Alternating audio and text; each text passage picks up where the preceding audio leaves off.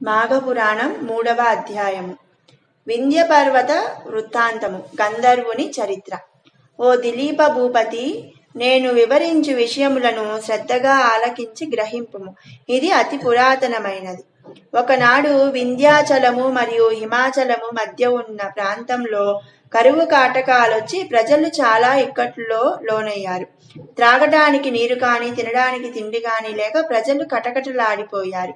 పశువులకు సరైన మేత లేక నశించిపోసాగాయి.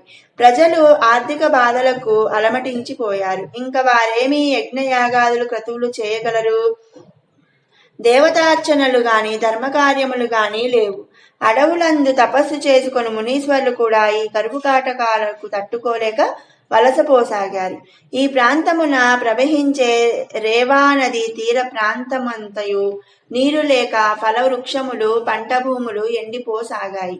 కనీసం తాగటానికి కూడా నీరు లేకుండా లేని పరిస్థితి దాపురించింది. ఆ అడవి అందే బహుముఖ ప్రజ్ఞాశాలి తపోధన సంపన్నుడైన భృగు మహర్షి కూడా నివసించుచుండెను. ఈ అనావృష్టి ప్రభావము ఆయనకు కూడా తగిలింది. ఆయనకు కూడా ఈ నీచ నికృష్ట కరువు కాటక పరిస్థితిని భరించలేకపోయాడు. ఎంతో కాలము నుండి ఉంటున్న ఈ ప్రాంతమును విడువలేక చివరకు హిమాలయ ప్రాంతానికి వలసపోయాడు. ఆ హిమాలయ పర్వత ప్రాంత పడమటి దిక్కున ఒక కొండచర్య ఉన్నది. ఈ కొండచర్య అచ్చట ఉన్న కైలాస పర్వతమునకు సమీపమందే ఉన్నది. హిమాలయ ప్రాంతమంతా మంచుతో కప్పబడి ఉండుటచే కైలాస పర్వతం వెండి కొండవలే ప్రకాశించుచున్నది. ఆ ప్రాంతమంతయు ఇంద్రనీలమునిలచే నిక్షిప్తమై ఉండుటచే వాటి కాంతితో అది దగదగా మెరవసాగింది. ఆ కొండ వద్దకు తరచు మహర్షులు, జ్ఞానులు, సిద్ధులు, తపోశక్తి సంపన్నులు ఇత్యాదులందరూ వచ్చి ఆ శ్రీమన్నారాయణ్ణి భక్తి భావనలతో స్తుతించి వేనోళ్ల కొనియాడి ఆధ్యాత్మిక చింతనలో మునిగిపోయేవారు. యక్ష, కిన్నర, కింపురుషాది గంధర్వులందరూ విహారానికి ఆ ప్రాంతానికి వచ్చేవాళ్ళు.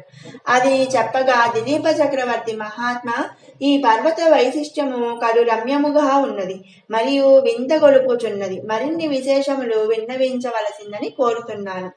నాకు తెలియని విషయములెన్నియో మీకు తెలిసి ఉండును. మీరు విజ్ఞాన సంపన్నులు, సర్వశాస్త్రములు మీకు కరతల మలకుములే. కావున మీ నుండి మరిన్ని కొత్త విషయములను వినాలనే కుతూహలముతో ఉన్నాను అన్నాడు. అంతటా వశిష్ఠుల వారు ఇట్లు చెప్పుచున్నారు. రాజా, విషయ పరిజ్ఞానము సంపాదించుకొనవలననే నీ కుతూహలము మిక్కిలి శ్లాఘనీయమైనది. నీ అభీష్ట ప్రకారమే విన్నవింతును, శ్రద్ధగా గ్రహింపుము అని. వింత వింత వన్యమృగములు, పలు రకముల పక్షులతో నిండి ఉన్న ఈ పర్వతరాజము మిక్కిలి చిత్రమైనది, కడు వింత గొలుపును.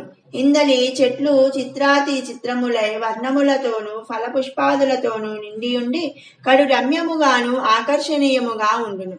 ఆ పర్వతరాజము 30 యోజనములు పొడవు, 10 యోజనముల ఉన్నతమైన అలరారుచుండెను. ప్రకృతి సౌందర్యమునంతను సంతరించుకున్న ఆ పర్వతరాజము కడకు భృగు మహర్షి వచ్చి ఆ పర్వతము యొక్క అందచందాలకు, సుందర నయనానందకర దృశ్యములకు అచ్చెరువొంది కడు సంతోషించాడు. తాను తదేక దీక్షతో తపస్సు చేసి కొనుటకిది అనువైన ప్రాంతమని ఎంచి అచ్చోటనే తన ఆశ్రమమును నిర్మించుకొని తపస్సు చేసుకొనసాగాడు. ఇట్లు కొంతకాలము గడిచిపోయినది. భృగు మహర్షి యొక్క తపస్సు నిర్విఘ్నంగా కొనసాగింది. అత్యంత పరమనిష్టాగరిష్ఠుడగు భృగు మహర్షికి ఆ ప్రాంతమంతయో తగినట్లుగా ఉన్నది. భృగు మహర్షి సంతృప్తిగా తపస్సు చేసి కొనసాగాడు.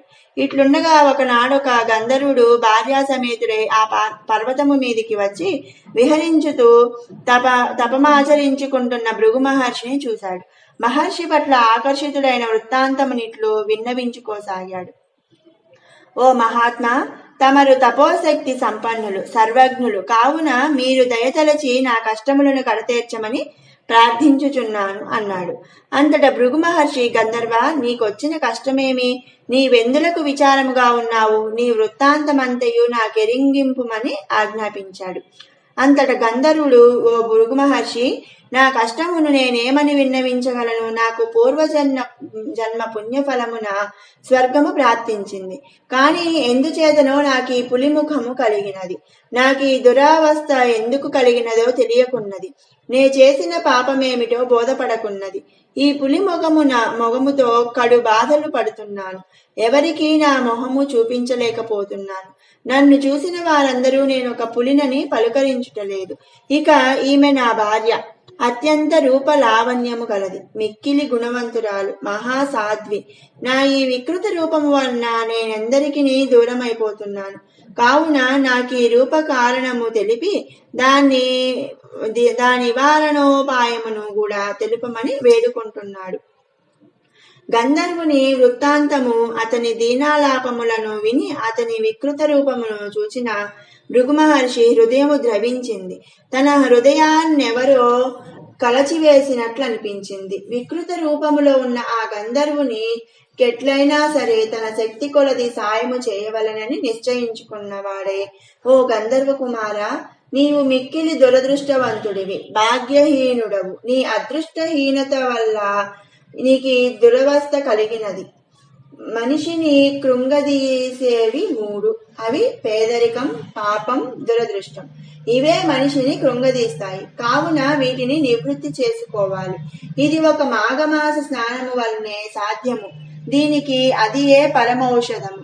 మాఘమాస స్నానమును ప్రతివారును జాతి, కుల, మత భేదము లేకుండా జనులందరూ ఈ మాఘమాస స్నానము చేసి తమ తమ పాపములను నివృత్తి చేసుకొనవచ్చును. కావున నీవు కూడా నీ భార్యతో సహా ఈ మాఘమాస పర్వదినములందు నదీ స్నానము ఆచరింపుము. నీకు శుభములు చేకూరగలవు. ఇది మాఘమాసమే.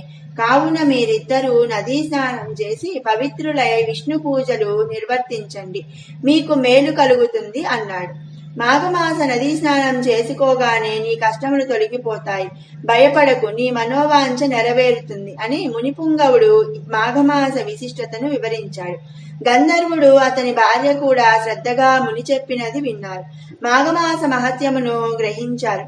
వెంటనే సమీపమునందున్న నదిలో సతీ సమేతంగా ఆ గంధర్వుడు ముని చెప్పినట్లే నదీ స్నానం చేశాడు. అంతే, వెంటనే అతనికున్న పెద్ద పులి ముఖము గల రూపము పోయి అందమైన ముఖవర్చస్సుతో వెలిగిపోసాగాడు. భర్తను చూసిన ఆ గంధర్వ భార్య ఆనందంతో ఉబ్బి తప్పిబ్బైపోయింది. మిక్కిలి తేజస్సుతో సుందరమైన ముఖవర్చస్సుతో ప్రకాశించుతున్న భర్తను బిగియారా కౌగిలించుకున్నది. అమితానందముతో ఆ గంధర్వ దంపతులు ఆనంద సాగరంలో ఓలలాడిరి. కొంతసేపటికి ఆ గంధర్వ దంపతులిద్దరూ తేరుకొని మునిశ్రేష్ఠుడైన భృగు మహర్షి వద్దకు వచ్చారు. వారిద్దరూ మహర్షికి సాష్టాంగ దండ ప్రణామములు చేసి భృగు మహర్షిని వేణోళ్ల కొనియాడి తమ నిజవాసానికి వెడలిపోయారు. భృగు మహర్షి వారిని హృదయపూర్వకముగా దీవించి పంపివేశను. ఈ విధంగా గంధర్వ యువకుని చరిత్రను వశిష్ఠ మహర్షి దిలీప మహారాజుకు విన్నవించి, రాజా, వింటివి కదా ఈ మాఘమాస ప్రత్యేకత. కావున మాఘమాసంలో కేవలం నదీ స్నానం ఆచరించినచో ఎంతటి పుణ్యఫలం సిద్ధించునో తెలుసుకొంటివి కదా.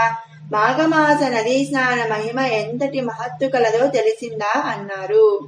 మాఘపురాణం 3వ అధ్యాయం సమాప్తం.